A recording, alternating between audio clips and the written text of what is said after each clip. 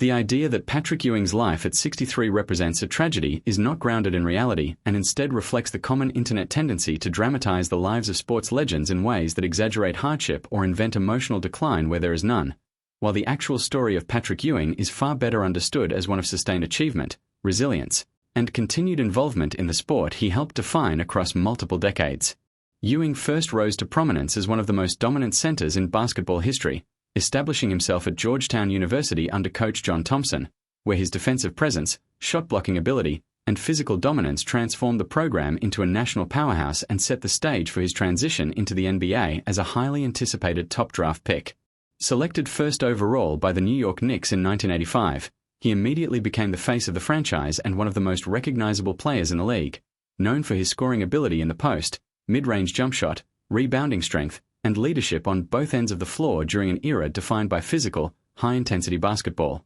Throughout his NBA career, Ewing was an 11-time All-Star and a consistent force in the Eastern Conference, leading the Knicks to multiple deep playoff runs, including appearances in the NBA Finals, where his teams faced some of the most competitive dynasties in league history. While he never captured an NBA championship, his career is widely regarded as Hall of Fame caliber, and he is remembered as one of the greatest centers of his generation alongside other legendary figures of the 1980s and 1990s. After retiring as a player, Ewing transitioned into coaching, continuing his lifelong relationship with basketball in a different capacity by working as an assistant coach in the NBA and later returning to Georgetown as head coach, the same program where his basketball journey began, which reflects continuity and dedication rather than decline or withdrawal from a sport. His coaching career has included both professional and collegiate roles, where he is focused on player development, defensive structure, and mentoring young athletes navigating the demands of high-level competition. In recent years, like many former elite athletes, he has stepped back from constant media visibility while still maintaining a respected presence in basketball circles,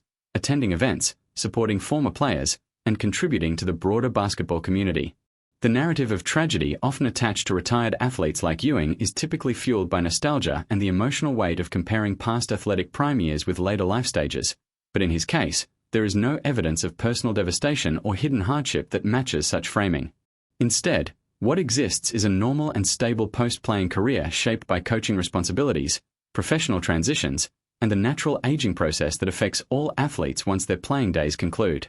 Ewing's legacy also extends beyond statistics and awards, as he played a significant role in elevating the global visibility of basketball during the 1980s and 1990s, a period when the NBA was expanding its international reach and cultural influence. His presence in New York, one of the league's largest markets, made him not only a sports figure but also a cultural icon associated with the identity of the Knicks franchise for nearly 2 decades. Even today, discussions about the greatest centers in basketball history often include Ewing's name, with analysts pointing to his defensive anchoring, durability, and offensive consistency as defining traits of his game.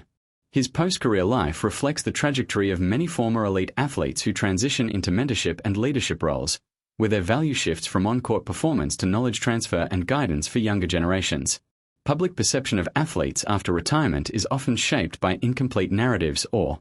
sensational media framing, but the factual record shows that Ewing has remained active, respected, and involved in basketball in meaningful ways. There is also an important distinction between the physical demands of professional sports and the later phases of life that follow, which can sometimes be misinterpreted as decline when in reality they represent natural evolution and adaptation. Ewing's story, when viewed in full, is not one of heartbreak but of longevity, influence, and sustained contribution to the sport at multiple levels, from player to coach to mentor. His impact on Georgetown basketball, the NBA, and international basketball culture remains significant, and his name continues to carry weight in discussions about excellence in the center position. Ultimately, the framing of his life as tragic does not align with his actual achievements or ongoing involvement in the game, and a more accurate understanding recognizes Patrick Ewing as a figure whose legacy is defined by greatness, leadership, and enduring respect within the basketball world rather than any form of hidden misfortune.